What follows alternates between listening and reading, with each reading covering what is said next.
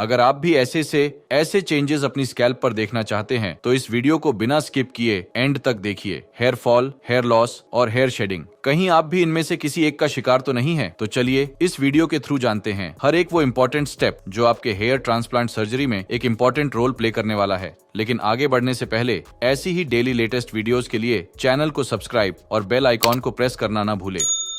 अगर आप भी चाहते हैं ऐसी ही नेचुरल, डेंस और परमानेंट ट्रांसफॉर्मेशन तो विजिट कीजिए अपनी nearest QHT branch in Delhi, Hyderabad और हरिद्वार, या फिर बुक कीजिए अपनी online consultation. Okay, so I am Sanat. मेरी जो बॉलनेस स्टार्ट हुई थी 2015-16 से स्टार्ट हुई थी। उस समय मैं दिल्ली में जॉब कर रहा था, तो आई थिंक शायद पानी वगैरह थोड़ा ठीक नहीं था, या फिर खाना वगैरह, या फिर मैं कुछ ज़्यादा ही हैवी एक्सरसाइज करता था, तो उस वजह से बॉलनेस स्टार्ट हुई। तो मैंने उस समय कुछ मेडिसिन वगैरह स्टार्ट करी, मिनॉक्सिडिल वगैरह लेना स्टार्ट किया, तो काफ़ी हद तक मतलब कंट्रोल हो गया था बॉलनेस। कुछ हद तक मतलब कुछ एक बॉल्ड स्पॉट्स आ गए थे पीछे की साइड में, बट तब भी काफ़ी हद तक कंट्रोल हो गया था उस टाइम तक। फिर 2019 में मेरे को एक बार डेंगू हुआ, और उसके बाद मेरे एकदम से काफ़ी ज़्यादा बाल झड़ गए। उसके बाद फिर मेरे बाल कभी वापस नहीं आए। फैमिली बैकग्राउंड में अगर हेयर फॉल की बात करी जाए तो मेरे पापा के तो बाल बिल्कुल ठीक हैं at the age of 60 as well, और मामा की साइड से उनके बाल अब कम हो गए हैं। आई मीन 60s में जब वो आ गए हैं तो उनके बाल काफ़ी कम हो गए हैं, बट यंग एज में उनके भी काफ़ी अच्छे बाल थे। तो ऐसी कोई फैमिली हिस्ट्री मेरी है नहीं। सो 2017 और 18 के आसपास मेरे हेयर फॉल स्टार्ट हुआ था। तो सबसे पहले मेरे यहाँ पर एक बॉल्ड स्पॉट आ गया था, जो कि काफ़ी लोग मेरे को नोटिस करते थे, ऑफिस में बोलते थे कि तुम्हारे एक बॉल्ड स्पॉट आ गया है और तुम्हें मतलब गंजापन स्टार्ट हो गया है। तो मैंने उस समय काफ़ी इसको सीरियसली लिया, मतलब मेडिसिन वगैरह स्टार्ट करी, मिनॉक्सिडिल लेना स्टार्ट करी, और कुछ इंटरनेट पे रिसर्च करी।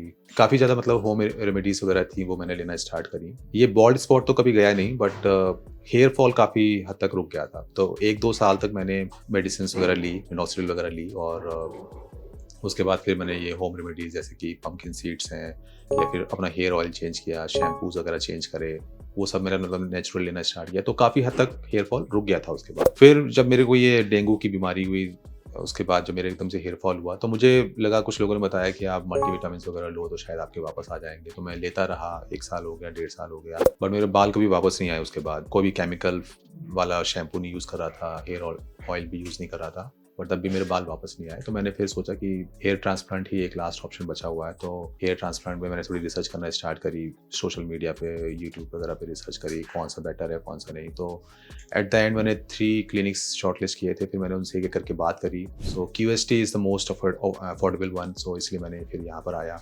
रिव्यूज़ वगैरह मैंने फिर काफ़ी देखे, वो भी अच्छे थे, पॉजिटिव थे। सो फाइनली मैंने QST डिसाइड किया। जो मेन डिफरेंस जो मैंने देखा था वो यही था कि किस तरह से रिजल्ट्स प्रीवियस जो भी हेयर ट्रांसप्लांट हुए हैं, वो रिज़ल्ट कैसे रहे हैं, कितनी नेचुरल हेयर लाइंस मिली है, आई मीन QST से और अदर क्लिनिक से। सो रिव्यूज़ तो मतलब काफ़ी पॉजिटिव थे। मैंने टेस्टिमोनियल्स वगैरह देखे लोगों के, वो भी काफ़ी अच्छे थे, पॉजिटिव थे। तो मुझे लगा कि मतलब पहले मुझे बात करनी चाहिए लोगों से, मतलब पूछना चाहिए इन क्लिनिक्स पे फ़ोन करके कि भाई क्या प्रोसीजर है और किस तरह से आप करते हो, क्या टेक्नोलॉजी यूज़ करते हो। तो मैंने एक एक करके सबसे बात करी और डिटेल में मैंने पूछा भाई, और उसके बाद फिर मैंने डॉक्टर्स वगैरह से भी कंसल्ट किया कि क्या सही रहेगा, मतलब क्या मेरी सिचुएशन है और मेरी सिचुएशन के लिए क्या ठीक रहेगा, वो सब मैंने पूछा। फिर फाइनली फिर प्राइस पर आए, तो प्राइस पे मैंने बात करी। तो उसके बाद मेरे ख्याल से ओवरऑल जो मैंने मतलब फील किया कि ओवरऑल रिजल्ट वाइज और प्राइस वाइज कौन सा क्लिनिक बेस्ट है, तो उसमें फिर मुझे QST ही ठीक लगा। फाइनली फिर मैं QST पे मैंने, तो जब मैंने QST बात करी थी तो मैंने सबसे पहले अपनी पूरी सिचुएशन बताई कि ऐसे ऐसे मेरा हेयर ट्रांस मतलब ऐसे मेरी बॉल्डनेस हुई है, और क्या मतलब इसमें प्रोसीजर है, कैसे क्या मतलब होगा। तो उन्होंने मेरे को पूरा डिटेल में बताया कि किस तरह से क्या क्या मतलब टेक्नोलॉजी है आपकी यहाँ पे QST में, जो कि आपके लिए सूटेबल रहेंगी। तो सर्जरी को लेके भी मैंने काफ़ी वीडियोस ऑलरेडी देखे थे, जिन लोगों की ऑलरेडी सर्जरी हो चुकी है। उन्होंने अपना एक्सपीरियंस शेयर किया था कि कैसे उनको कितना पेन होता है और किस साइकिल से उनको गुजरना पड़ता है। तो मुझे इतना नर्वसनेस फील हो नहीं रही है, क्योंकि I am quite comfortable now.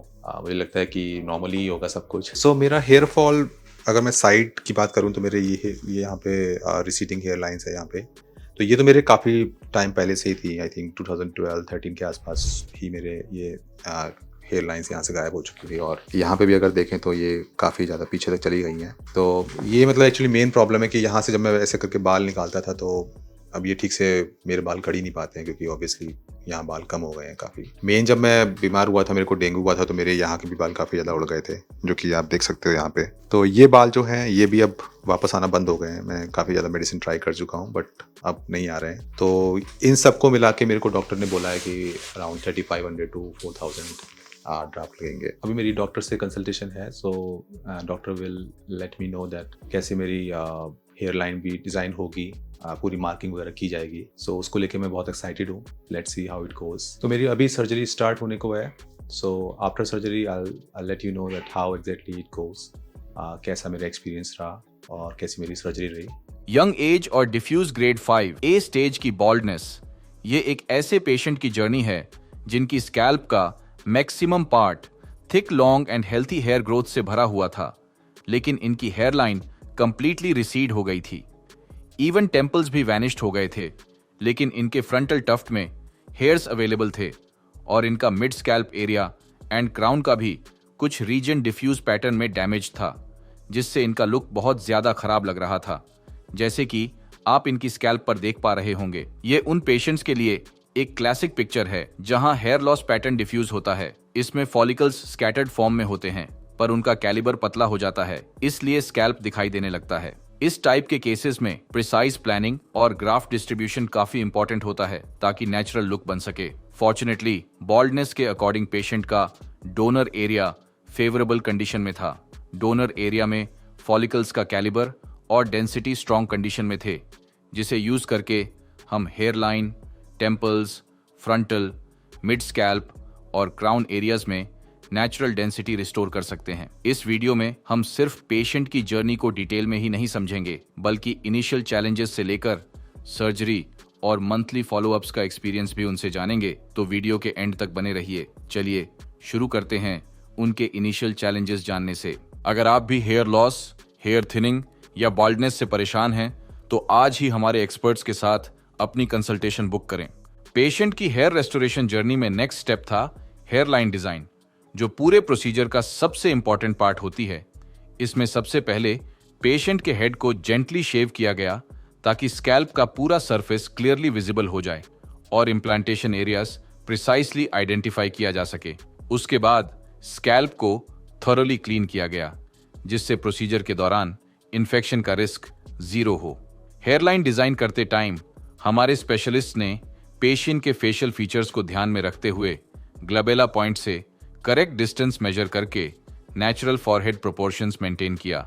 इसके साथ हेयरलाइन की सिमेट्री को ध्यान में रखते हुए टेम्पल्स को भी प्रिसाइसली क्रिएट किया गया और पीक पॉइंट भी एग्जैक्टली उसी जगह से मार्क किया गया जहां अभी कुछ फॉलिकल्स नेचुरली प्रेजेंट थे, ताकि ट्रांजिशन जोन नेचुरल लग सके। फ्रंटल टफ्ट एरिया को सेपरेटली मार्क किया गया और क्रॉस मार्क लगाया गया, क्योंकि वहां फॉलिकल्स इम्प्लांट करने की जरूरत नहीं थी। पेशेंट के मिड स्कैल्प और क्राउन रीजन तक रिमेनिंग अफेक्टेड एरियाज को भी आउटलाइन किया गया, ताकि कंप्लीट कवरेज का रोड मैप रेडी हो जाए।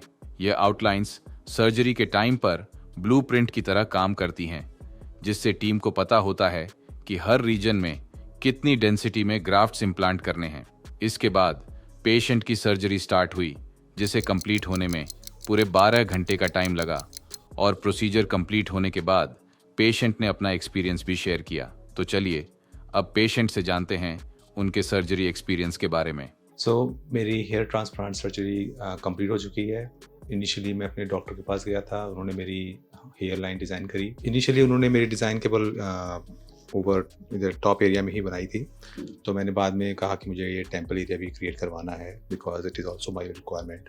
तो आप देख सकते हो मेरी टेम्पल भी क्रिएट हुए हैं। तो ये सब फाइनल होने के बाद मुझे फिर ऑपरेशन थिएटर ले जाया गया। वहाँ पे मेरा काफ़ी ध्यान रखा वैसे डॉक्टर्स ने, नर्स वगैरह सब थी वहाँ पे। हमेशा मतलब जब भी मेरा ऑपरेशन चल रहा था तो बीच बीच मेरे से आगे पूछ रहे थे कि कोई परेशानी तो नहीं है, कोई दिक्कत तो नहीं है, अगर कोई दिक्कत है तो बताओ, we will fix it out. At the end everything is good. मेरा हेयर ट्रांसप्लांट हो चुका है और सारे मेरे ग्राफ्ट लग चुके हैं। आप देख सकते हो इस पूरे एरिया में मेरे ग्राफ्ट लगे हैं और ये टेम्पल एरिया में भी लगे हैं। टोटल मेरे 4200 ग्राफ्ट लगे हैं। जब मेरी सर्जरी स्टार्ट हुई थी तो उससे पहले मुझे बता दिया गया था कि मुझे क्या क्या करना है सर्जरी से पहले। सो फॉर एग्ज़ाम्पल एक कंप्लीट वीडियो है यूट्यूब पे अवेलेबल है ऑलरेडी, तो उसमें पूरे इंस्ट्रक्शन दिए हुए हैं कि आपको किस तरह की डाइट फॉलो करनी थी उससे पहले, और अगर आप स्मोकिंग कर रहे हो या ड्रिंकिंग कर रहे हो तो आपको छोड़ना पड़ेगा। नॉन वेज फूड खा रहे हो या फिर ज़्यादा तला भुना खा रहे हो तो वो भी आपको छोड़ना पड़ेगा for the time being. After hair surgery, जब मेरी सर्जरी कंप्लीट हो गई, मेरे को फिर डॉक्टर्स ने पूरा बताया कि किस तरह से आपको मतलब मेडिसिन लेनी है। सो 5 डेज़ की मेडिसिन होती हैं जिसमें आपको एंटीबायोटिक्स वगैरह दी जाती हैं ताकि आपके पेन वगैरह ना हो और कोई इन्फेक्शन का खतरा ना हो, तो इसलिए वो मेडिसिन वगैरह दी जाती है। एंड ड्यूरिंग सर्जरी ब्रेक जो था वो मैंने नहीं लिया था। 2-3 बार मुझे वॉशरूम जाना पड़ा था, तो मैंने डॉक्टर को बोल दिया था कि मुझे वॉशरूम जाना है, तो बस मैंने वही काइंड ऑफ ब्रेक लिया था और बीच में एक रिफ्रेशमेंट लिया था। टोटल 12 आवर मेरी सर्जरी चली थी। सो मेरे अकॉर्डिंग एक्सपीरियंस काफ़ी अच्छा रहा। जिस भी any person who is having a hair loss problem can consider QST because यहाँ पे काफ़ी ज़्यादा friendly environment है, डॉक्टर्स एंड नर्सेस काफ़ी केयर करते हैं, कॉस्ट भी काफ़ी अफोर्डेबल है if I compare it with other clinics, so I think this could be a best option for everyone. So yeah, I mean you should choose. So after 1 month मेरा PRP session है, so मैं 1 महीने बाद यहाँ पर आऊँगा, अपनी PRP करवाऊँगा and then I will share you all my experience, कितनी मेरी ग्रोथ हुई है और क्या प्रोसीजर रहा, कितना मेरे को पेन हुआ या किस तरह से मैंने मेडिसिन ली। सो वो सब मैं आपको शेयर करूँगा after 1 month. So wish me best of luck. Thank you QST। Procedure के टाइम सबसे पहले पेशेंट के रिसिपिएंट एरिया में स्लिट्स क्रिएट की गई। स्लिट क्रिएशन एक सर्जिकल स्टेप है जिसमें फाइनल रिजल्ट की डायरेक्शन, एंगल और डेंसिटी डिसाइड होती है। अगर स्लिट्स करेक्टली प्लान्ड और एग्जीक्यूटेड न हो तो ग्राफ्ट सर्वाइव तो कर लेते हैं पर नेचुरल ग्रोथ पैटर्न अचीव नहीं होता। इसी वजह से QHT क्लिनिक में हम स्लिट क्रिएशन को एक हाई प्रिसिजन स्टेप की तरह ट्रीट करते हैं। हमारे पेशेंट की सर्जरी में QHT quick hair transplant technique का यूज किया गया जो कन्वेंशनल मेथड से अलग है।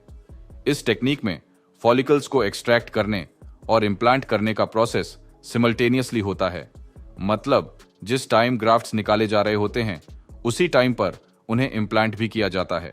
इस अप्रोच से ग्राफ्ट्स का out of body time significantly reduce हो जाता है और फॉलिकल्स का सर्वाइवल रेट मैक्सिमम हो जाता है, जिससे हीलिंग भी फास्ट होती है। हेयरलाइन जोन में स्लिट्स के इरेगुलर पैटर्न को फॉलो करते हुए सिंगल और थिन हेयर फॉलिकल्स इम्प्लांट किए गए ताकि हेयरलाइन नेचुरल लगे। उसके बाद फ्रंटल एरिया और मिड स्कैल्प में डेंसिटी एनहांस करने के लिए डबल और ट्रिपल हेयर फॉलिकल्स इम्प्लांट किए गए जिससे वॉल्यूम और फुलनेस अचीव हो। क्राउन रीजन में पेशेंट के एग्जिस्टिंग हेयर पैटर्न को क्लोजली ऑब्जर्व करके नेचुरल स्वर्ल पैटर्न रिक्रिएट किया गया। यहाँ डबल और ट्रिपल हेयर फॉलिकल्स को केयरफुली अलग अलग एंगल्स पर इम्प्लांट किया गया। इस सर्जरी में टोटल 4200 ग्राफ्ट्स इम्प्लांट किए गए जो पेशेंट के सेफ डोनर जोन से एक्सट्रैक्ट किए गए थे।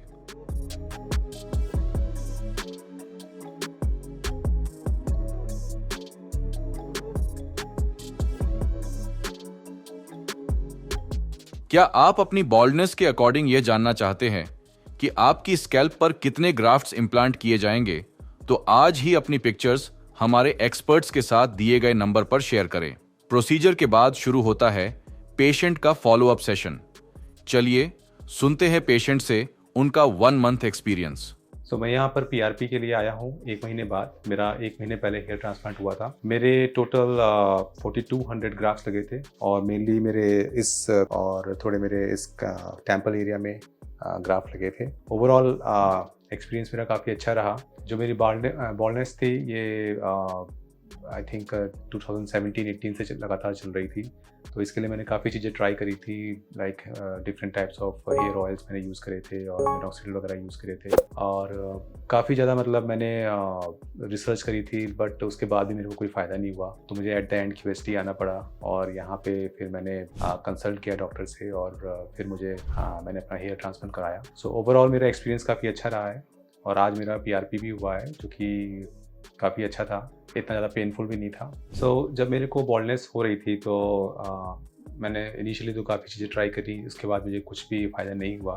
QST फाइनलाइज़ करने का मेन रीज़न यही था क्योंकि यहाँ पे मुझे जिन लोगों से मेरी बात हुई, डॉक्टर से जो मेरी बात हुई कंसल्टेशन में हुआ, वो काफ़ी मुझे फ्रेंडली लगा। ओवरऑल मतलब अंडर बजट था और रिजल्ट्स भी काफ़ी अच्छे थे, तो इसलिए मैंने फिर एट द एंड इसी को फाइनल करा। सो जब मेरा डॉक्टर से कंसल्टेशन हुआ था तो उन्होंने मेरे को बताया कि मेरे टोटल 4200 ग्राफ्ट्स लगेंगे। I was okay with it because मेरे काफ़ी ज़्यादा पीछे क्राउन एरिया में और टेम्पल एरिया में ग्राफ्ट लगने थे। I agree with that and उसके बाद मेरा हेयर ट्रांसप्लांट हुआ। ऑपरेशन थिएटर में मेरे को इनिशियली एक एनेस्थीसिया दिया गया था, जिसकी वजह से मुझे कुछ खास पता लगा नहीं। तो मेरा एक्सपीरियंस भी इनिशियली थोड़ा मतलब मैं थोड़ा सा नर्वस था, लेकिन जब मेरा ऑपरेशन हुआ तो मुझे पता भी नहीं लगा कब मेरे इंजेक्शंस लगे। बीच में मैं सो भी गया था। आई थिंक मेरा 12 घंटे के आसपास टोटल जो मेरा ऑपरेशन था वो चला था। और बीच बीच में मतलब मेरे को मतलब मैं सो गया था बीच में, फिर मैं उठा था, लेकिन मेरे को पेन वगैरह तो ना के बराबर ही हुआ था, क्योंकि मेरे को ऑलरेडी उन्होंने एनेस्थीसिया दे दिया था, तो ऐसी कोई प्रॉब्लम थी नहीं मेरे को। सो ओवरऑल एक्सपीरियंस काफ़ी अच्छा रहा उसमें एंड रिज़ल्ट भी अभी तक जो आया है उससे मैं काफ़ी खुश हूँ। सो आफ्टर हेयर ट्रांसप्लांट मुझे डॉक्टर्स ने बताया था कि किस तरह से मेरे को प्रिकॉशंस लेनी है। सो शुरू के जो 7 डेज़ होते हैं वो काफ़ी क्रिटिकल होते हैं। सो मुझे मतलब इनिशियली बता दिया गया था कि QST का एक अलग से एक मतलब एक डिपार्टमेंट है, वो आपको कॉल करते रहेंगे और आपसे पूछते रहेंगे कि कोई आपको प्रॉब्लम तो नहीं है या फिर कोई आपको मतलब साइड इफ़ेक्ट तो नहीं है। आपको मतलब डेली कॉल आता रहेगा उसके लिए। मेरे को जो क्लॉट्स थे वो यहाँ पे जमे हुए थे, तो उस पर भी मुझे काम नहीं करना था। 7 डेज़ के बाद फिर मेरा हेड वॉश स्टार्ट हुआ था। फिर धीरे धीरे मैंने डेली में हेड वॉश करता था, मतलब बेबी शैम्पू से फोम रखता था और उसके कुछ टाइम बाद उसको वॉश करता था। 4 to 5 डेज़ में मेरे सारे क्लॉट्स रिमूव हो गए थे। और मैं ऑयल भी यूज़ करता था, कोकोनट ऑयल, जैसे कि मुझे डॉक्टर्स ने बताया था, तो वो भी यूज़ कर रहा था मैं। 20 दिन तक तो मैं डेली वॉश कर रहा था और उसके बाद मेरे फिर शेडिंग फेज स्टार्ट हो गया था, जो कि मुझे पहले ही बताया गया था कि शेडिंग होगी आपकी। और अभी भी मेरे शेडिंग चल रही है, क्योंकि अभी 1 महीना हुआ है, तो आप देख सकते हो कि थोड़े मेरे बाल यहाँ पे हेयर्स थोड़े हल्के हो गए हैं। So it is completely normal. एक मेरे को थोड़ा इशू ये हुआ था कि मेरे डोनर एरिया में काफ़ी ईचिंग रहती थी, तो 7 डेज़ तक पहले बताया था कि 7 डेज़ तक रहना चाहिए उसको। तो 7 डेज़ के बाद भी जब ईचिंग रही मेरी, तो डॉक्टर से मैंने कांटेक्ट किया। मैंने कहा कि मेरे ईचिंग हो रही है, तो उन्होंने मेरे को बताया कि आप कुछ और डेज़ के लिए मेडिकेशन आप ले सकते हो। उसके बाद फिर मैं हेयर ऑयल वगैरह लगाता था, तो उससे भी नॉर्मल रहता है। ऑल्दो डॉक्टर्स ने जो मेरे को बताया कि आपका जो हीलिंग प्रोसेस है डोनर एरिया में, तो थोड़ा कई बार कुछ लोगों में वो ज़्यादा टाइम लेता है, कुछ लोगों में थोड़ा कम टाइम लेता है। तो इसीलिए because of the healing process it's itching. या आई मीन मेन जो मेरा जो साइड इफेक्ट जो मुझे फील हुआ है वो ईचिंग का ही था। बाकी सब मेरे लिए काफ़ी अच्छा रहा। मेरा एक्सपीरियंस ओवरऑल काफ़ी अच्छा रहा यहाँ पे। So shedding phase normally 1 to 3 months रहता है, और मेरा अराउंड 25 डेज़ के आसपास मेरा स्टार्ट हो गया था, 20 to 25 डेज़ के आसपास। तो जब भी मैं हेड वॉश करता था तो मुझे थोड़े बाल दिखाई देते हैं, और अभी भी मेरा मतलब जो शेडिंग फेज है वो चल रहा है। जैसा मैंने दूसरे वीडियोज़ वगैरह देखे हैं, तो उसमें देखा कि 2 to 3 मंथ्स में तो किसी लोगों के तो 80 to 90% बाल चले जाते हैं और उसके बाद ग्रो करना स्टार्ट होते हैं। वो मुझे बताया गया है ऑलरेडी, और I am ready for it. I mean initially तो काफ़ी अच्छा रहा ही। डॉक्टर्स ने सब कुछ बताया, सारा जहाँ पे भी मेरे को डाउट्स थे वो सारे डाउट्स क्लियर करे। और पोस्ट सर्जरी भी मेरे को लगातार कॉल्स आते रहे कि कोई भी अगर साइड इफेक्ट हो या कोई भी इशू हो तो आप बताएं। सो जैसे मेरा ईचिंग का इशू था, तो मैंने हमेशा उनसे डिस्कस किया कि मुझे क्या करना चाहिए, क्या नहीं करना चाहिए। सो ओवरऑल मेरा experience even before hair transplant और आफ्टर हेयर ट्रांसप्लांट और ड्यूरिंग माई PRP मेरा काफ़ी अच्छा रहा है।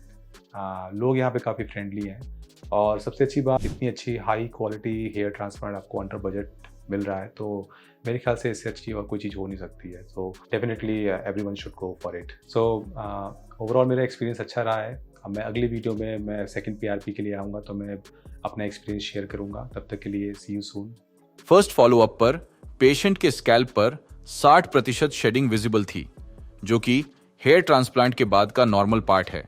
हेयर ट्रांसप्लांट के बाद फॉलिकल्स एक शॉर्ट रेस्टिंग फेज में चले जाते हैं, जिसमें इम्प्लांटेड हेयर शेड हो जाते हैं, लेकिन उनके रूट्स स्कैल्प के अंदर सेफ और इंटैक्ट रहते हैं। यह शेडिंग प्रोसेस एक्चुअली फॉलिकल्स को नई, हेल्थी और स्ट्रॉन्गर बनाते हैं, जिससे एनेजन फेज कहा जाता है। इस विजिट पर हमारी टीम ने स्कैल्प का डिटेल्ड एग्जामिनेशन किया। रेडनेस और माइल्ड क्रस्टिंग जो इनिशियल डेज में होती है, इस स्टेज पर विजिबल नहीं थी, जिससे क्लियर था कि पेशेंट की हीलिंग एक्सपेक्टेड टाइमलाइन पर है। इसी फॉलोअप पर पेशेंट ने अपनी first PRP platelet rich plasma therapy भी ली, जो ग्रोथ को एक्सेलरेट करती है।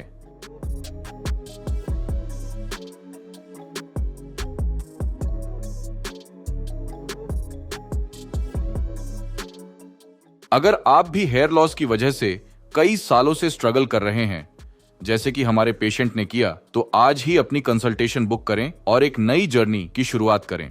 चलिए अब सुनते हैं पेशेंट से उनका 14 महीने का एक्सपीरियंस कैसा रहा। मेरा हेयर फॉल 2019 से स्टार्ट हुआ था। शुरू में मैंने थोड़ी अपनी होम रेमेडीज़ वगैरह ट्राई करी थी, कुछ मेडिसिन वगैरह अपने आप से ली थी, लेकिन मेरा हेयर फॉल कभी रुका नहीं। तो फिर मैंने थोड़ी रिसर्च करना स्टार्ट करी और फिर मुझे लगा कि QST के रिव्यूज़ काफ़ी अच्छे हैं, तो मुझे यहाँ ट्राई करना चाहिए।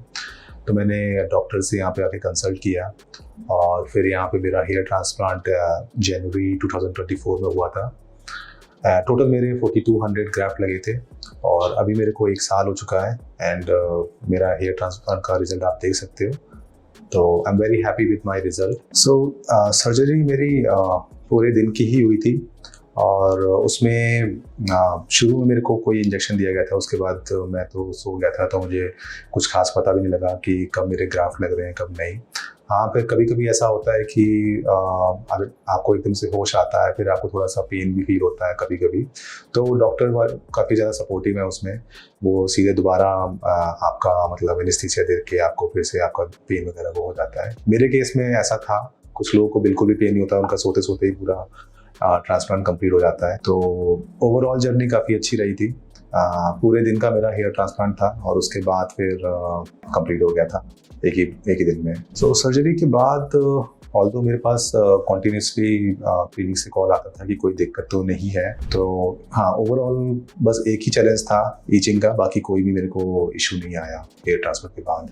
जब मेरा हेयर ट्रांसप्लांट हो चुका था तो उसके बाद मेरे ग्राफ्ट में काफ़ी डर्ट जमा हुआ था, तो वो धीरे धीरे मेरे को 1 वीक के बाद फिर मैंने उसको वॉश करना प्रॉपर स्टार्ट किया था और मेरे सारे डर्ट्स उसमें से निकल गए थे। उसके बाद मेरे को ऐसा फील होने लगा था कि वहाँ पे बाल इंजेक्ट हो चुके हैं और वो निकल रहे हैं। ऑल्दो 10 से 15 दिन बाद ऐसा हुआ था कि फिर शेडिंग फेज स्टार्ट हो गया था और सारे बाल फिर झड़ने लगे थे। और जो डोनर एरिया था वो भी शुरू में काफ़ी ज़्यादा बिल्कुल ही ऐसा लगता था कि कुछ बचा ही नहीं है वहाँ पे, लेकिन डॉक्टर्स लोग उसमें क्या करते हैं कि बीच बीच में से हेयर्स निकालते हैं, तो जब बाल बड़े हो जाते हैं तो फिर वो पूरी तरह से कवर हो जाता है। तो टोटल मेरे को आई थिंक 2 to 3 मंथ्स लगे थे जब पूरा डोनर एरिया कवर हो गया था और उसके बाद बिल्कुल नॉर्मल से फील होने लगा था। और जो हेयर ट्रांसप्लांट का रिजल्ट था वो मेरे को उसमें भी मेरे ख्याल से 3-4 महीने बाद मेरे को जब शेडिंग फेज खत्म हो गया था उसके बाद ही फिर रिजल्ट आना स्टार्ट हुआ था। ऑल्दो शुरू में इतने ज़्यादा डेंस हेयर नहीं आए थे, वो धीरे धीरे आना स्टार्ट हुए थे। बट ये था कि हाँ, रिजल्ट थोड़ा थोड़ा लग रहा था कि हाँ दिखना स्टार्ट हो गया है। तो आज मैं यहाँ पे सेकंड PRP के लिए आया हूँ। ऑल्दो मेरा हेयर ट्रांसप्लांट लास्ट ईयर हुआ था जनवरी में और उस टाइम मैंने 1 महीने बाद PRP ली थी और उसके बाद मैं थोड़ा बिजी हो गया था अपने वर्क शेड्यूल में, तो मैं PRP लेने का मुझे टाइम बिल्कुल भी नहीं मिला। अभी जाके मेरे को छुट्टी मिली तो फिर मैं PRP के लिए आया हूँ। ये मेरी सेकंड PRP है और इसके बाद मुझे एक PRP और लेनी है, शायद मैं और भी लूँ डिपेंडिंग ऑन माय शेड्यूल। तो ओवरऑल मेरा एक्सपीरियंस काफ़ी अच्छा रहा क्योंकि हेयर ट्रांसप्लांट का रिजल्ट जैसे कि आप देख सकते हो अच्छा आया है। 1 साल मेरे को हो चुका है। जो मेरी हेयर लाइन है आप देख सकते हो कि काफ़ी नेचुरल है। ऑल्दो हेयर ट्रांसप्लांट के टाइम ये टेम्पल एरिया मेरे ख्याल से मेरे शुरू में कभी भी नहीं थे। ये मेरे टेम्पल ये मेरे नए बने हैं, जो कि मैं चाहता था क्योंकि जब फोटो लेते हैं तो ये दिखाई देता तो अच्छा लगता है, इससे अच्छा लुक आता है। तो ये भी थोड़ा नेचुरल फील ही देते हैं। ऑल्दो मेरा थोड़ा वर्क शेड्यूल थोड़ा बिजी है तो मैं बहुत फ्रिक्वेंटली PRP के लिए नहीं आ पाऊंगा, पर मेरे डॉक्टर ने बोला है कि PRP लेना ज़रूरी है हेयर ट्रांसप्लांट के बाद अगर आप बहुत अच्छे रिजल्ट चाहते हो। तो नेक्स्ट टाइम जब मैं PRP के लिए आऊँगा तो डेफिनेटली मैं अपना रिजल्ट यहाँ पे शेयर करूँगा। तब तक आप बने रहिए वीडियो के साथ। Thank you QST।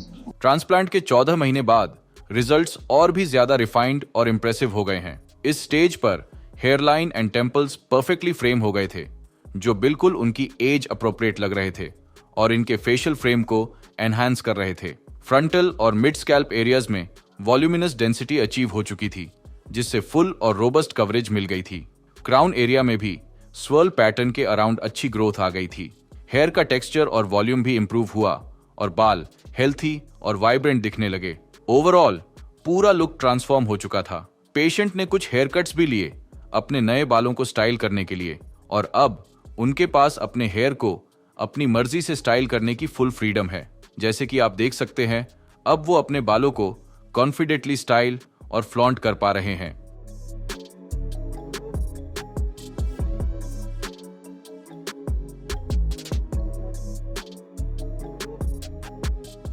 अगर आप भी हमारे पेशेंट्स की तरह अपने लुक को चेंज करना चाहते हैं तो आज ही हमारे एक्सपर्ट्स के साथ कंसल्टेशन बुक करें।